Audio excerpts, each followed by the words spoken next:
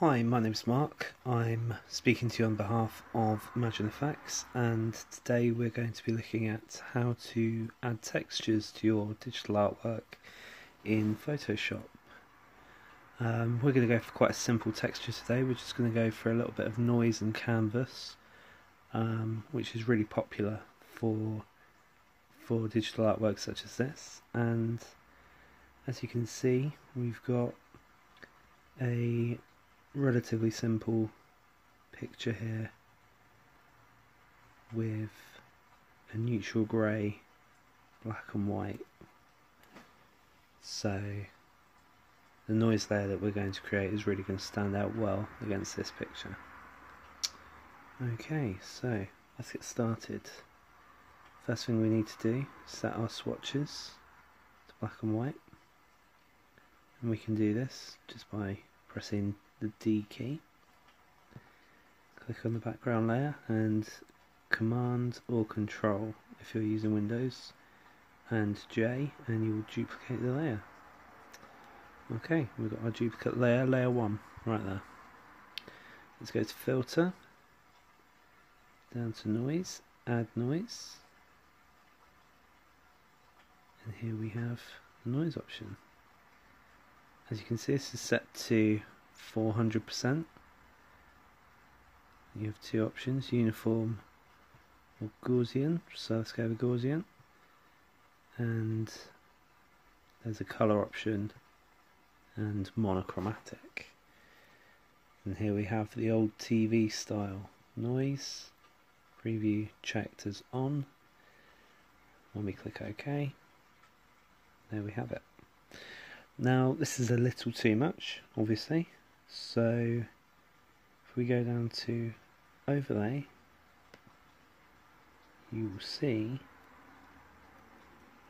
that the noise now appears through the image.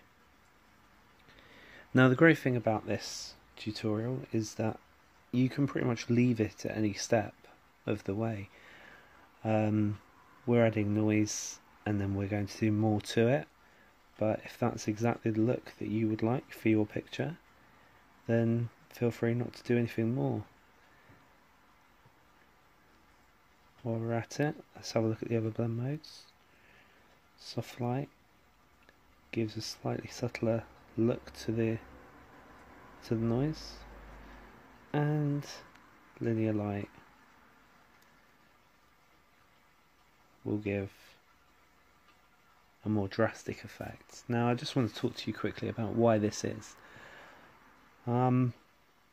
These blend modes here, overlay, soft light particularly, and linear light, they work by screening the light pixels and multiplying the dark pixels. If you go to screen, you'll see that you create a lighter layer. If you go to multiply, you create a darker layer. Well, overlay and soft light basically will do a mixture of the two. If we create a new layer here, I'm just quickly going to show you this. If we set this at neutral grey, fill it in with neutral grey, if we set to overlay, the layer will become invisible. Now if we want to lighten this layer, you will see that the image lightens with the layer. Darken the layer, and there you go. So basically the premise of what we're doing here is that with this noise layer, we're using lots of shades of black and white randomly generated into different pixels, and it's forming this very noisy pattern which looks grey from a distance, but the closer you look at it, it has specks of black and white. Now by setting it to overlay, you're darkening some of these pixels and lightening other pixels. That's why an image with a lot of neutral grey is particularly good for showing this. So let's reduce this noise down to 50% and we shall continue. Let's go to filter and then blur, and then we're going to go to Gaussian blur. As you can see, this is just making a subtle blur of the noise, and it sort of disguises the fact that you've applied the noise layer in the first place. It looks like a speckled bit of paper, perhaps. And again, you can leave this option here. I'm going to go with 2 pixels, by the way. But we're going to add more to it, obviously. Something else that's quite cool that you can do is if you duplicate, keep going and keep going, and you'll see the effect obviously will increase. That's just a little aside there. Now what we're going to do is we're going to go to the filter gallery. Okay, and in the filter gallery you can apply all kinds of effects to your artwork.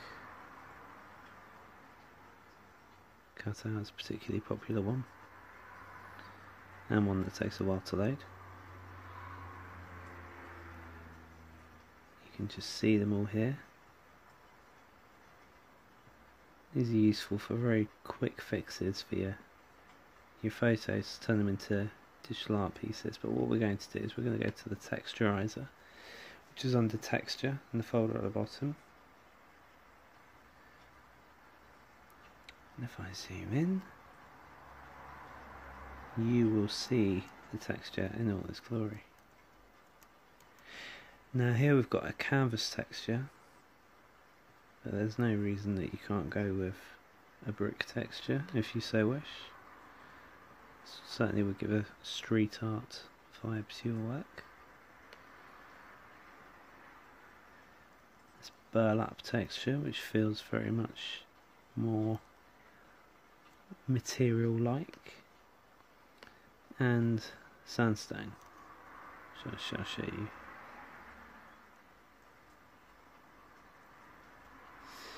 But we're going to go with the canvas texture, as we're going for more of a painting vibe here. And basically you can use the sliders to vary the effect. Go for 200 will give you the maximum effect for this, and the relief will allow you to choose how visible it is. We're going to go for 10 there. Also, something else that's quite interesting to play around with. The lighting here is at the top. If you so choose the bottom, you will see lighting in the image changes very, very subtly. We're just going to leave it at the top though. Once you're happy with that, click OK. Let's have another little look at this. There you can see it feels much more like a canvas. It's very subtle, but this is all the same. Just going to up the opacity for the time being so we can see our edits a little clearer. Look at that. Okay, now with that, one more thing left to do, and this is a good habit to get into when you're using Photoshop, not just for digital art, but for photos and photo manipulations alike. I just clicked Command, Alt, Shift and E on my computer. That's Control, Alt, Shift and E if you're using Windows. And that has created a snapshot layer at the top of the layer palette here. And that's just a layer consisting of everything we've done so far. That's a useful trick to bear in mind. And we're just going to add a little sharpening to this image. Not quite as much as that. Now the high pass filter. The high pass filter is very useful for sharpening because it runs on the same principles that we were talking about earlier, about overlay layers and using neutral grey and shades of black and white. The high pass layer will turn everything to neutral grey, aside from edges, which will then turn to black and white where it sees brightness and shade. If I just up this quite a bit, you'll see, if I turn this down, it starts replacing some of the tones within the image with neutral grey. Further and further you turn it down. We're going to go quite subtle here. We're going to go for about 4.2. Click OK. And if you remember the way we used the overlay blend modes earlier, set this to linear light. And there you go, our canvas really comes alive. Something else to bear in mind when you are using Photoshop is that just as we added noise earlier, you can reduce noise, and this is particularly useful to run at the end of a project. So same keys again, Command, Alt, Shift and E. That's a useful one to remember. We're just going to go to Filter, Noise, Reduce Noise.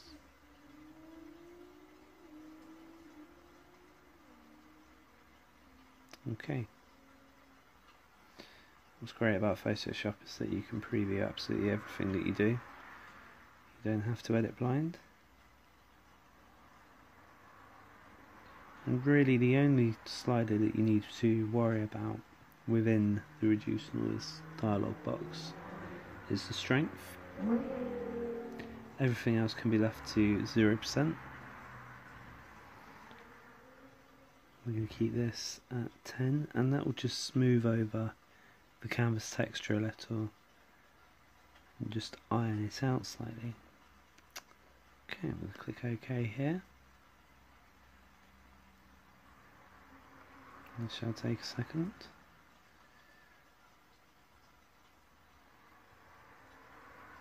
There you go. Let's just see a before and after. Certainly looks a lot less garish, and it's applied predominantly over the neutral grey tones of this picture.